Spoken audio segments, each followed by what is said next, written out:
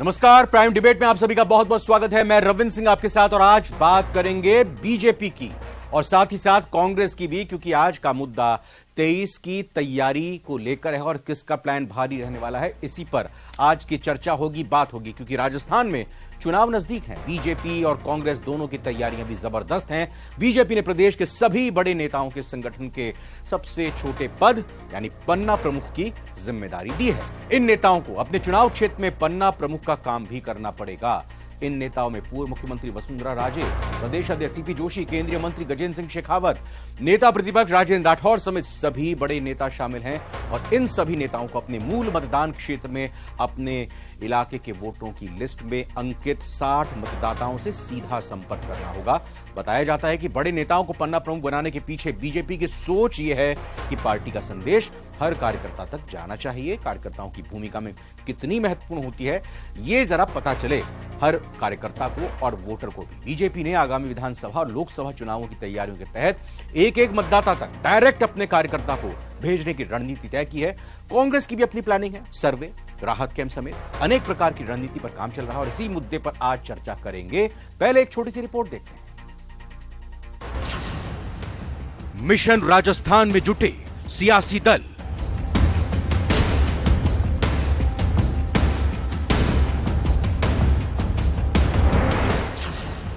BJP के बड़े नेताओं को दी पन्ना प्रमुख की जिम्मेदारी। तो राजस्थान के सभी पदाधिकारियों को पन्ना प्रमुख बनने में कोई दिक्कत नहीं है, जाकर के काम करेंगे। बीजेपी के बड़े नेता करेंगे 60 मतदाताओं से सीधा संपर्क। और इतने जो प्रमुख लोग छोटे स्थानों पर जाकर काम करेंगे तो निश्चित रूप से पार्टी को फायदा होने वाला है। पन्ना प्रमुख सबसे छोटी इकाई, हर घर तक पहुंचती है बीजेपी।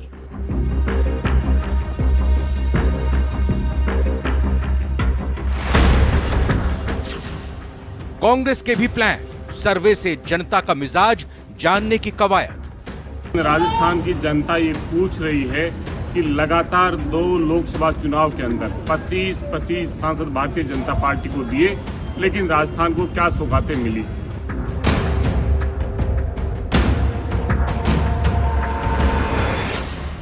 तेईस की तैयारी, किसका प्लान भारी।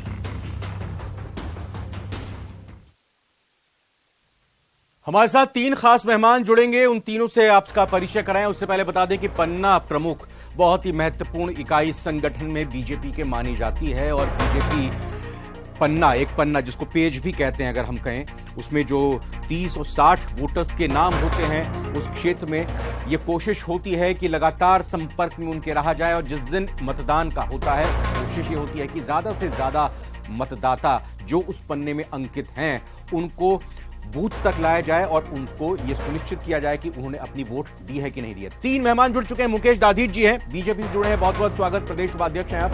साथ ही साथ हमारे साथ डॉक्टर प्रदीप चतुर्वेदी हैं, कांग्रेस नेता, आपका भी प्रदीप जी स्वागत। और हमारे साथ जुड़ चुके हैं आशुतोष रावत जी, वरिष्ठ पत्रकार के तौर पर। आशुतोष जी, पहला सवाल आप ही से है कि क्या ये बीजेपी की पहले से ही तय की गई रणनीति को अब जमीन पर उतारा है, जिसका हिस्सा है कि जो बड़े नेता हैं वो भी अब पन्ना प्रमुख की भूमिका निभाएंगे, या फिर ये बदली हुई रणनीति है कर्नाटक चुनाव के नतीजों के बाद बीजेपी की तरफ से, ताकि लोकल नेताओं का भी, क्षेत्रीय नेताओं का भी संपर्क सीधा मतदाता से हो, कार्यकर्ताओं से। रविंद्र जी, भारतीय जनता पार्टी के लिए पन्ना प्रमुख मॉडल कोई नया मॉडल नहीं है। नरेंद्र मोदी जी जिस समय गुजरात में मुख्यमंत्री हुआ करते थे, अमित शाह जी उनके गृहमंत्री हुआ करते थे, लगभग 2002 से पन्ना प्रमुख का मॉडल भारतीय जनता पार्टी अपना रही है। राष्ट्रीय स्वयंसेवक संघ का यह थॉट था कि पार्टी के अंदर एक अनुशासित कार्यकर्ताओं का एक ऐसा वर्ग तैयार हो जो बिल्कुल लास्ट लेवल के कार्यकर्ता तक जो वोटर है उससे संपर्क करे। 2014 में भारतीय जनता पार्टी ने इसको लोकसभा चुनाव में इस मॉडल को अपनाया और पूरे देश भर में पन्ना प्रमुखों के माध्यम से पार्टी ने अपने संगठन और अपनी पार्टी की मजबूती के लिए और वोटरों तक पहुंचने के लिए काम किया। 2017 के उत्तर प्रदेश के चुनाव में भी इस मॉडल को अपनाया गया और आप जानते हैं कि पिछले 20-25 साल से जो उत्तर प्रदेश की स्थिति थी कि वहां सपा बसपा का जो गठबंधन या सपा बसपा की पार्टियां बार बार वापस आ रही थी, उस चीज को तोड़ते हुए भारतीय जनता पार्टी ने इसी पन्ना मॉडल के आधार पर 2017 में उत्तर प्रदेश में अपनी सरकार बनाई। बहुत सारे राज्यों में भारतीय जनता पार्टी इस पन्ना मॉडल को अपना रही है। इसलिए पन्ना मॉडल को आप ये नहीं कह सकते हैं कि गुजरात के कर्नाटका के चुनाव के परिणाम के बाद भारतीय जनता पार्टी ने किसी हताशा में या किसी आक्रोश में या किसी उसमें आकर के कदम उठाया है। मंत्री हो, पूर्व मुख्यमंत्री हो, प्रदेश अध्यक्ष हो, उनको भी पन्ना प्रमुख की जिम्मेदारी दी गई है। पन्ना प्रमुख हम जानते हैं, समझते हैं कि ये पुराना मॉडल है। गुजरात से ये मॉडल शुरुआत हुआ, लगातार गुजरात में बीजेपी की सरकार रही और इसकी सफलता को देखकर अब बाकी जगहों पर इसको इंप्लीमेंट किया जा रहा है, क्रियान्वित किया जा रहा है। सवाल ये कि जो बड़े नेता हैं उनको भी पन्ना प्रमुख के तौर पर, एक सामान्य कार्यकर्ता के तौर पर जो जिम्मेदारी दी गई है, मूल भावना हम ये जानना चाह रहे हैं। बिल्कुल बिल्कुल। देखिए, भारतीय जनता पार्टी पन्ना प्रमुखों के मॉडल पर जब से काम करना शुरू किया तब से बड़े नेताओं को जिम्मेदारी देती रही है। इसलिए यह भी कर्नाटका चुनाव के परिणाम की वजह से भारतीय जनता पार्टी ऐसा कर रही है नहीं है। जेपी नड्डा साहब, अमित शाह साहब जिस समय राष्ट्रीय अध्यक्ष हुआ करते थे, जेपी नड्डा साहब जो राष्ट्रीय अध्यक्ष हुआ करते हैं आज भी, वो भी भारतीय जनता पार्टी के पन्ना प्रमुख मॉडल का एक हिस्सा रहे हैं। हाँ। और हमेशा से, और इससे एक कार्यकर्ता से जुड़ाव महसूस होता है कि अगर आपका प्रदेश अध्यक्ष, आपका राष्ट्रीय अध्यक्ष अगर पन्ना प्रमुख मॉडल है तो बिल्कुल रूरल एरिया में एक वोटर लिस्ट के एक पेज के साथ बैठा हुआ आदमी जब उसी जिम्मेदारी के साथ में होता है तो उसको यह लगता है कि मेरी भी पार्टी में महत्वपूर्ण भूमिका है, मैं भी प्रदेश अध्यक्ष और जो मेरे बड़े नेता हैं उनके बराबर पार्टी मुझे मान रही है और अपनी रणनीतियों में मुझे शामिल कर रही है। और इससे सबसे बड़ा फायदा जो भारतीय जनता पार्टी उठाती है वो है रियल टाइम अपडेशन का। रविंदर जी, यह मॉडल ये चुनाव के लिए, चुनाव में बहुत सारी पार्टियां बहुत सारे तरीके से इलेक्शन कैंपेनिंग के लिए आप नए नए फंडे लाते हो, वो एक अलग चीज है। लेकिन पन्ना मॉडल भारतीय जनता पार्टी का एक ऐसा मॉडल है जिससे रियल टाइम उनको अपडेट मिलता है। इसके लिए उन्होंने एक ऐप भी बना रखा है जिस ऐप के माध्यम से डेली जो पन्ना प्रमुख है उसको अपनी रिपोर्ट अपने प्रांतीय और केंद्रीय नेतृत्व मुकेश दाधी जी से मैं जानना चाहूंगा। मुकेश जी, ये एक योजना बनाई गई थी सांसद आदर्श ग्राम योजना की, भाई हर सांसद जाएं अपने इलाके में और एक गांव को गोद लें, उसका जो है बिल्कुल काया पलट कर दें। वो कितनी कामयाब रही योजना बताने की जरूरत नहीं है। ये सुनिश्चित कैसे किया जाएगा कि हर बड़ा नेता या हर कार्यकर्ता बीजेपी का अपने इलाके के उन वोटर लिस्ट के पास संपर्क कर रहा है जो जिम्मेदारी उसको दी गई है, और पार्टी को इससे फायदा क्या होगा? रविंद्र जी, मुझे एक बात आपके बीच में कहनी थी कि अभी आपने दो विषय एक साथ जोड़ दिए, सांसद आदर्श ग्राम योजना और पन्ना प्रमुख, ये दोनों अलग अलग सब्जेक्ट हैं, है ना। और सांसद ग्राम योजना में क्या हुआ क्या नहीं, मैं कहना चाहूंगा कि एक बार न्यूज 18 मैंने इसका उदाहरण इसलिए दिया सर, मैंने उसका उदाहरण इसलिए दिया कि मैं इसका उदाहरण इसलिए देना पड़ा कि एक बार जरा ये भी तो हो जाए ना कि कोई जिम्मेदारी दी गई है तो उसको कोई निभा रहा है, उसका नतीजा क्या निकला है, ये कैसे आप चेक करेंगे? अब बताइए आप। मैं यही कहूंगा सर कि ये जो केंद्र की योजनाएं जो हैं और जिस स्टेट में अगर केंद्र के अनुकूल सरकार नहीं होती है, वो सरकारें उन योजना में कहां अड़ंगा डालती है, कैसे उसको डिजिटल करती है, उसका भी थोड़ा सा विश्लेषण आपको किसी दिन एक दिन कराना चाहिए। बिल्कुल करेंगे सर, बिल्कुल करेंगे। 25 सांसद आपको दिए हैं 2 बार, इसका भी विश्लेषण होता ही है हर बार। और अब आप कह रहे हैं कि यहाँ पर प्रदेश में दूसरी सरकार है, तो ये तो व्यवस्था है हमारी, यही तो हमारा यूनियन ऑफ स्टेट है, हमारे देश की परिभाषा यही है। अब ऐसा तो हो नहीं सकता कि हर राज्य में एक सरकार हो, केंद्र में भी वही सरकार हो, ये तो नहीं हो सकता ना। क्यों 27,000 करोड़ रुपए राजस्थान में पड़े, उसके बाद भी जल जीवन मिशन जो घर घर जल पहुंचाने की योजना राजस्थान सरकार ने ठप कर रखा उसको। आप देखिए ना, मैं आज आप दूसरे मुद्दे में, ठीक है वही मैं कह रहा हूं, आप जरा उसी पे फोकस कीजिएगा। मैं ये कहना चाहूंगा, पन्ना प्रमुख के माध्यम से हम सब लोग प्रत्येक वोटर तक पहुंचने की हमारी रणनीति, और उसमें हमारे सब सीनियर नेता इस बात की चिंता करते हैं। वो स्वयं भी जब अपने क्षेत्र में होते हैं तो अपने, चूंकि वो पेज उन्हीं के बूथ का है, जिस बूथ पे वो रहते हैं उसी बूथ में से उनको वो पेज मिला हुआ, इसलिए ऐसा भी नहीं है कि वो उनको इधर उधर कहीं जाना, उसी बूथ पे जाके वही 12-15 घरों से उनको, जहां उनको बीच में रहते हो उनके बीच में से बात करनी है, और उसी के बीच में से उन लोगों को वो 60 का 60 वोट जो है वो कैसे भारतीय जनता पार्टी का समर्थक वोट बने, वो केवल वोटर नहीं, एक भारतीय जनता पार्टी के वोटर के रूप में कन्वर्ट, वहां तक की प्लानिंग हम उसमें देते हैं, उतना करने की कोशिश करते हैं। क्योंकि आने वाला समय हमारे लिए, हम मानते हैं बहुत चुनौती वाला समय है, क्योंकि एक समय होता था जब कांग्रेस वर्सेज ओल होता था, आज लेकिन बीजेपी वर्सेज ओल है। इसलिए हम ये समझते हैं कि हम 51% का वोटिंग के साथ काम करेंगे तो हम विजय की यात्रा को पूरा कर पाएंगे। बिल्कुल, आपने बड़े अच्छे तरीके से बताया कि किस रूप में आप काम करेंगे इस पन्ना प्रमुख पद्धति के तौर पर। आपने ये कहा कि हम ये सुनिश्चित करें कि जो 60 वोटर हैं उस पन्ने में, उस लिस्ट में, ये सुनिश्चित करें कि वो वोट डलें और बीजेपी के फेवर में डलें। मुकेश दाधीच जी, मुझे ये बताएं कि वोट देने के वक्त ही ये याद आते हैं वोटर? क्या कभी आपके पन्ना प्रमुख जब वोट डल जाते हैं उसके बाद भी फीडबैक लेते हैं, भाई सब कुछ ठीक ठाक है, या फिर अगर सरकार आपकी नहीं बनती तो आप भूल जाते हैं क्योंकि आपको पता है कि भाई आप जाएंगे तो आप कुछ कर नहीं सकते? क्या हाल फिलहाल में इन पन्ना प्रमुखों ने पिछले 4.5 साल के कार्यकाल में भी उन लोगों के पास जाकर पूछा कि आपके जो विधायक बीजेपी के हों या कांग्रेस के हों, किस रूप में आपको लाभ पहुंचा रहे हैं या क्या कमियां हैं? ये काम भी होता है क्या पन्ना प्रमुख का, या फिर सिर्फ वोट डलवाने का कि हमारे पक्ष में वोट दे दीजिए? रविंद्र जी, मैंने शुरू में कहा कि उनके साथ जाना, उनके साथ चाय पीना, उनके साथ बैठना, उनके साथ मिलना, उनकी कोई समस्या उसका समाधान करना, ये रेगुलर प्रोसेस है। और भारतीय जनता पार्टी कार्यकर्ता आधारित पार्टी है, और इसलिए कार्यकर्ता आधारित पार्टी होने के नाते से डे टू डे की जो भी पन्ना प्रमुख से लेके जो भी उसकी जनता की आवाज, उसकी आवाज को बनना, उसको समाधान के रास्ते पे ले जाना। और मैं समझता हूँ आधी समस्या तो व्यक्ति से मिलने पे खत्म हो जाती है, क्योंकि समस्या होना और समस्या का समाधान होना दोनों चलती रहती है। इसलिए मेरा ये मानना है कि अगर हमारा कार्यकर्ता जिसके पास में 12 से 15 वोट है, 12 से 15 परिवार उसके जिम्मे है, उन परिवारों में अगर उसका रेगुलर संपर्क रहता भी है, अब मैं स्वयं भी एक पन्ने का प्रमुख हूं, मैं जहां जाता हूं मैं मेरे हिसाब से उसको मिलता ही हूं, और इसलिए हम सब लोग मिलकर के तो जो आप ज्यादातर समस्याएं दूर हो जाती हैं का जिक्र आप कर रहे हैं, मतलब आपकी सरकार हो या ना हो वो दूर कर देते हैं आप? नहीं, कोशिश ऐसा ना, समस्याएं समाप्त हो जाएगी तो फिर सारी चीजें खत्म ही हो जाएगी ना। समस्याएं तो न कभी समाप्त नहीं, मतलब मैं ये कह रहा हूं कि सरकार आपकी होती है कि आपने शुरू में कहा ना कि ये हमारी सरकार नहीं होती, दूसरी सरकार होती है प्रदेश में, तो फिर काम अटक जाते हैं, अधूरे रह जाते हैं। तो फिर आपने खुद स्वीकार किया कि ज्यादातर काम हम पूरा करने की कोशिश करते हैं। तो मैं जानना चाह रहा हूं कि दूसरी भी अगर पार्टी की सरकार होती है तो आप काम पूरा करवा देते हैं उनका? मैं क्या कर रहा हूं, हर आदमी का समस्या, जैसे 60 परिवार, उनकी समस्या अलग प्रकार की हो सकती है। उनका कोई ऐसा थोड़ी है कि डे टू डे उनका मुख्यमंत्री से ही काम है। हाँ। उनको बहुत छोटी छोटी चीजें होती हैं, वो छोटी छोटी चीजें होती हैं उनके समाधान करने लायक जो बात होती है हो जाती है। हाँ। वो भी इस बात को समझते हैं कि आज ये इसको करा सकते हैं कि नहीं करा सकते, इसलिए वो सारी चीजें मिलने से तय होगा। आप मिलेंगे नहीं, जाएंगे नहीं, तो वो अलग बात है।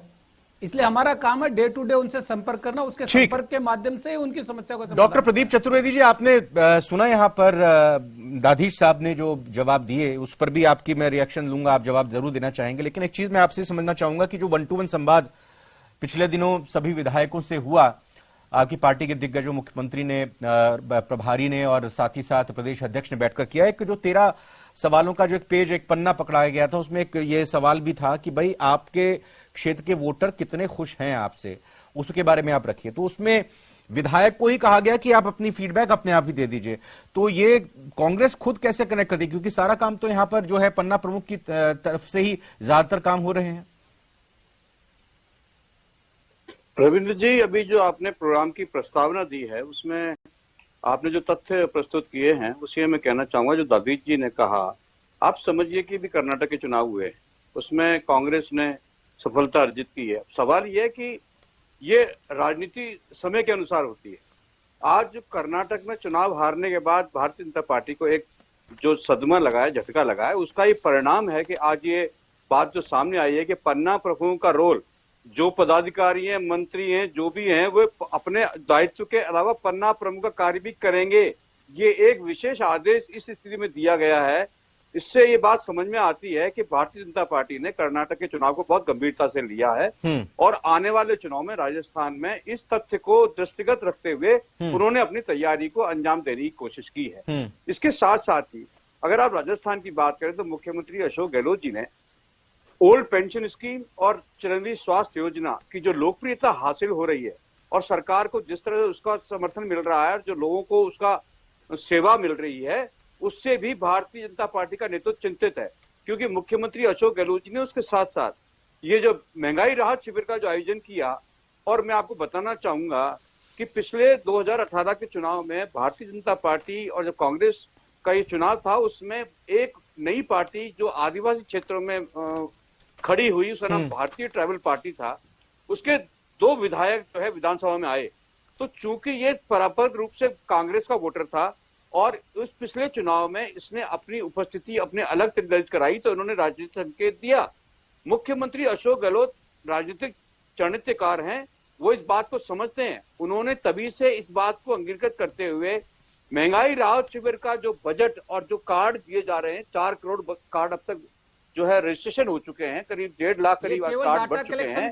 तो मैं आपसे कहना चाहता हूं, सुनिए सुनिए सुनिए, कुछ नहीं हो रहा उसमें कैंपों में, क्यों जनता को परेशान कर रहे हैं सर? सुनिए, आप मेरी बात भी सुनिए प्रभु, ये बोलने का अधिकार मेरा भी है, आप मुझे बोलने दीजिए। तो मुख्यमंत्री अशोक गहलोत जी ने उस आदिवासी अंचल में महंगाई राहत शिविर के 80% कार्ड उन्हीं आदिवासी क्षेत्रों में बांटे हैं, क्योंकि वही लोग वंचित हैं, वही लोग समाज की सुविधाओं से वंचित हैं और उनको मूलभूत सुविधाओं की कमी है। इसीलिए मुख्यमंत्री अशोक गहलोत जी ने ये योजना लागू कर डॉक्टर प्रदीप, जिलों प्रति जिलों डॉक्टर प्रदीप, आपके पास बहुत अच्छे आंकड़े हैं, पड़ेगा, बिल्कुल एकदम अपडेटेड आंकड़े हैं आपके पास। इसी योजना की लोकप्रियता के मद्देनजर भारत के प्रधानमंत्री नरेंद्र मोदी राज्यसभा में आकर एक सभा करते हैं। उन्होंने वहां लोगों को प्रभावित करने का इसलिए प्रयास किया, उन्हें समझ में आ रहा है कि मुख्यमंत्री अशोक गहलोत की महंगाई राहत शिविर की जो डॉक्टर प्रदीप, आपने बहुत अच्छे आंकड़े मेरे को दिए। मुझे एक चीज आप बताइए, ये आप बोल रहे हैं कि चिरंजीवी योजना बहुत सफल हो रही है, थोड़ा बहुत आंकड़ा है इसका आपके पास, क्या जानकारी है? देखिए, मैंने आपसे कहा कि लोगों का जो रेस्पॉन्स मिल रहा है और जिस तरह सर, हवा में बात नहीं, हवा में नहीं, एक मिनट मेरा मानना है, नहीं, एक मिनट, आपको पता है कि आरटीआई लगी थी? आपको पता है आरटीआई लगी थी, कितने लोगों का इलाज हुआ है? डॉक्टर प्रदीप, आपको पता है आरटीआई लगी थी एक, कि चिरंजीवी योजना के तहत कितने लोगों का इलाज हुआ है, पता है आपको? आरटीआई आपका अधिकार है, लोग लगाते हैं। अरे पता है आपको कि नहीं पता है? काम को नहीं, मैं बता देता हूं फिर। सुनिए, अरे सर पहले सवाल तो सुनिए। अब ये नहीं सुनेंगे सर इस बात को, सवाल तो सुनिए ना। और आप देखिएगा अस्पतालों में चिरंजीवी योजना, पहले इसमें कुछ समस्या सरकारी अस्पतालों में आई थी, लेकिन सरकार ने ना, मैं आंकड़े पे बात कर रहा हूं, क्योंकि आंकड़े आप ही ने शुरू किए, तो मुझे आंकड़ा बता दीजिए आप जरा। जो आरटीआई निकली थी उसमें 10 लाख तक का इलाज कितने लोगों का हुआ, आपको पता है? उस आरटीआई में क्या निकला था? नहीं पता तो बोल दीजिए ना, मैं बता देता हूँ। नहीं है, इसलिए मैं इस बात को नहीं कहना चाहूंगा, लेकिन बहुतायत के तौर पर ये योजना बहुत लोकप्रिय है और लोगों ने मैं बताऊंगा फिर अच्छा नहीं लगेगा। मैं आपसे कहना चाहता हूं, अब चूंकि भारतीय जनता पार्टी विचलित है और चुनाव ठीक है, अब आपने सवाल पूछा वो उसका जवाब नहीं दिया। दोनों के लाइए बीजेपी और कांग्रेस को। जहां तक पन्ना प्रमुख व्यवस्था की बात इन्होंने की है, तो मैं आपसे कहना चाहता हूं कि किसी भी संस्था या राजनीतिक पार्टी कार्यकर्ता अपने कार्यक्रमों को बढ़ा सकता है, पार्टी की उन्नति कर सकता है, लेकिन झूठ और फरेब की राजनीति हो तो ये कार्यकर्ता और पन्ना प्रमुख समाज में किस तरह की व्यवस्था करेगा? मुकेश दाधी जी जवाब दीजिए भाई, तो इसलिए 2-3 सवाल खड़े कर दिए यहाँ पर। कुछ नहीं है, झूठ और फरेब की राजनीति, और साथ ही साथ ये भी कह दिया इससे होगा कुछ नहीं, कुछ भी कर लीजिए, बातें हो, देश को आगे ले महंगाई राहत कैंप का जादू चल जाएगा। लेकिन आपने झूठ फरेब की महंगाई राहत कैंप। डॉक्टर प्रदीप अब प्लीज, अब डॉक्टर प्रदीप अब प्लीज एक मिनट, अब उनको सुनिए। लोगों को जानने के बाद इस बात को कहने के लिए कुछ नहीं। आज मुझे नहीं कहना चाहिए, आज इनके ही मंत्री, इनके ही सारे लोग यहां जयपुर में आकर के कह रहे हैं कि हमारी सरकार दुनिया की सबसे भ्रष्ट सरकार है। ये मैं नहीं कह रहा साहब, इनकी अशोक गहलोत जी की सरकार में मंत्री हैं वो बोल रहे हैं। तो पेपर लीक के विषय को इनकी सरकार को और एक नहीं 4-4, 5-5 मंत्री हैं, विधायक गए हैं, क्या कहेंगे चतुर्वेदी जी? कौन सा महंगाई राहत कैंप चला रहे हैं आपके सामने? दूसरा, डीजल पेट्रोल राजस्थान सबसे ज्यादा वही लोग हैं। दाधी साहब, दाधी जी एक मिनट, मुकेश दाधी जी अब मेरे को सुन लीजिए। अब आप मुकेश एक मिनट, अब आप मेरे को सुन लीजिए मुकेश दाधी जी। आप दूसरे की लड़ाई को देखकर इतना खुश हो रहे हैं। सवाल मैंने जो किया था आज के टॉपिक पर, उस पर आपने जवाब नहीं दिया, लेकिन आप दूसरे की लड़ाई को देख के खूब ठहाके लगा रहे हैं, खूब मन ही मन खुश हो रहे हैं। मुझे आप ये बताइए कि आखिरकार जो जनता उमड़ी, एक मिनट सर, एक मिनट, जो अजमेर से लेकर जयपुर तक जनता उमड़ी है, उसको चाहिए था कि कोई एक ऐसा दल हो, कोई एक ऐसा नेता हो, कोई एक ऐसा चेहरा हो जो आरपीएससी का मामला पूरी धमक के साथ उठाए, जो भ्रष्टाचार के मामले को लगातार उठाए। न सिर्फ मौजूदा सरकार के, बल्कि पहले की सरकार ने भी अगर कोई भ्रष्टाचार किया है तो उस मुद्दे को उठाए। आप देख सकते हैं कि लोगों की संवेदना इन 2 प्रमुख मुद्दों पर है। अब कौन नेता उनके साथ लेकर आ रहा है इन मुद्दों को, वो उसके पीछे खड़ी हुई है। आप अपनी नाकामी नहीं देखेंगे, दूसरे के आप घर की लड़ाई को देखकर खुश हो रहे हैं। मुकेश दादी जी, रविंद्र जी, ये कोई नाकामी नहीं है, ये काम हमने किया, लेकिन स्वाभाविक रूप से घर का कोई आदमी खुद की बात कहता है तो लोगों को लगता है कि कोई न कोई बात जरूर है। लोगों को लगता है क्यों नहीं, लोगों को लगता है क्यों हो रही है वो बात, लोगों को लगता है कोई वो बात क्यों हो रही है। मैं तो कर, हम तो शुरू, मैं आपको करूं, लेकिन लोग, आप लोग ये कहते हैं, ये तो विपक्ष के लोग चिल्लाते हैं, हम तो पहले दिन से कह रहे हैं पेपर लीक हुए, इनके मंत्री शामिल है। अगर नहीं है तो जब आरपीएस, जब बोर्ड के चेयरमैन ने इस्तीफा दिया और उसने कहा कि मैं तो राजनीतिक दबाव, आपके पार्टी ने, आपके संगठन ने, आपके पन्ना प्रमुखों ने कितना इस मामले को लेकर सड़क पर उतरे, कितनी भीड़ वहां पर देखी गई, जनाक्रोश यात्रा में कितनी भीड़ देखने को मिल रही है। एक मिनट, जनाक्रोश यात्रा में क्या कुछ भीड़ देख रही है वो हम नहीं बोल रहे हैं, वो तो आप खुद देख ही रहे हैं, और खुद आपके ऊपर ये बात कही जा रही है कि भाई थोड़े पुलिस से कहा जाता है लाठियां यहां पर पटका दीजिए ताकि लगे तो सही कि कुछ यहां पर विरोध हुआ है। तो किसके साथ कोई नहीं, लगातार जिलों से लेके प्रदेश तक प्रदर्शन हुए हैं, लगातार हम करने वाले आगे भी कर रहे हैं। लेकिन मैं कहता हूं जब उसी सरकार का अंग कोई बोलता है तो थोड़ा सा ऑफिशियली रिकॉर्ड पे आता, लोगों को लगता कोई बात है। इसलिए मैं इस बात को निवेदन, इसका अर्थ ये नहीं है कोई हमने कोई कमजोरी, हम भी उस बात को लगा, लेकिन लगातार अगर इन्हीं का सरकार का आदमी बोलता है तो निश्चित रूप से वो मुद्दा बनता है। आशुतोष रावत जी, देखिए अभी तक जो चर्चा निकल कर आई है, आप भी वरिष्ठ पत्रकार हैं, आप समझ रहे होंगे इन चीजों को, मैं आपसे जानना चाहूंगा। खुद कह रहे उसी बात को आप क्यों रंगित करते हैं? चलिए आप कंप्लीट कर लीजिए। मैं ये कह रहा हूं, महंगाई राहत कैंप, जो काम सीधे सीधे ई मित्रों पे हो सकते थे, आपने जबरदस्ती उन लोगों को, बेचारों को सड़क पे बुला के घंटों लाइन में खड़ा रख करके वो काम कर रहे हो। कौन सा बड़ा काम कर रहे हो उसमें, उसका लाभ कितना मिल रहा है वो आपकी सरकार आएगी, आप ऐसे काम कर लीजिएगा।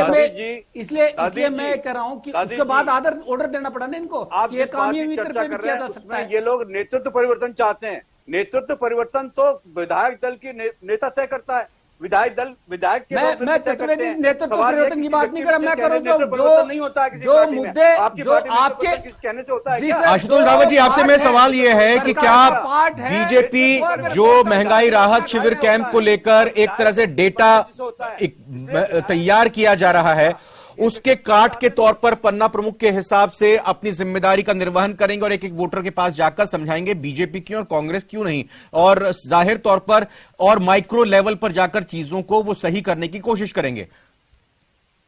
बिल्कुल रविंद्र जी, ये पन्ना प्रमुख मॉडल जो भारतीय जनता पार्टी का है वो माइक्रो लेवल पर मैनेजमेंट को, इलेक्शन मैनेज करने के लिए एक बड़ा कोशिश है भारतीय जनता पार्टी जो कर रही है। हालांकि दोनों राजनीतिक दल के लोग एक दूसरे पर कुछ भी आरोप लगाएं, लेकिन राजनीतिक यह जिस तरह का समय क्रूशल टाइम चल रहा है, अगले 4-5 महीने में राजस्थान में इलेक्शन है, ऐसे में भारतीय जनता पार्टी जहां जन आक्रोश यात्रा निकाल रही है, कांग्रेस के राहत शिविर कैंपों का विरोध कर रही है, वहीं यह भी सच्चाई है कि कांग्रेस इस समय महंगाई राहत कैंप के नाम पर लोगों से जिस तरह भारतीय जनता पार्टी पन्ना प्रमुख मॉडल के माध्यम से मिलना चाह रही है, उसी तरह का हर व्यक्ति से मिलने के प्रयास कांग्रेस भी कर रही है। तो ये दोनों राजनीतिक दल, हमको रविंद्र जी एक चीज और देखनी पड़ेगी कि जब भी चुनाव आते हैं तो आज के तारीख में चुनाव एक सिंपल इवेंट नहीं होता है, एक सिंपल कार्यक्रम नहीं होता कि चुनाव होंगे, ये हमारा मैनिफेस्टो होगा और ये हमारा कैंडिडेट है और आप चुनाव लड़िए। आज के समय में चुनाव का भी एक पूरा एक इवेंट की तरह, एक मार्केटिंग कैंपेन की तरह एक पोर्टफोलियो होता है। आपको बहुत सारे इवेंट क्रिएट करने होते हैं।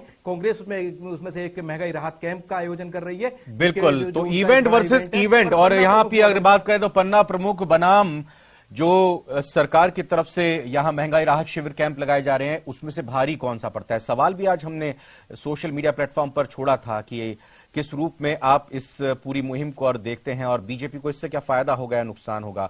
उस सवाल का जवाब भी बड़ी संख्या में यहां पर निकल कर आया है, और जो हमने पोल किया था, मैं उसकी यहां पर बात कर रहा हूं, और पोल का जो नतीजा है हाँ और ना में, उसमें हमने जवाब यहां पर दिया था, उसका नतीजा भी आपको दिखाने की कोशिश करेंगे। लेकिन फिलहाल बहुत बहुत धन्यवाद हम सभी मेहमानों का करना चाहेंगे। हमारे साथ जुड़े आप चर्चा में मुकेश दाधी जी, आपका शुक्रिया, डॉक्टर प्रदीप चतुर्वेदी आपका शुक्रिया, और साथ ही साथ हम बहुत बहुत धन्यवाद आशुतोष जी आपका भी करना चाहेंगे। प्राइम डिबेट में आज फिलहाल इतना ही।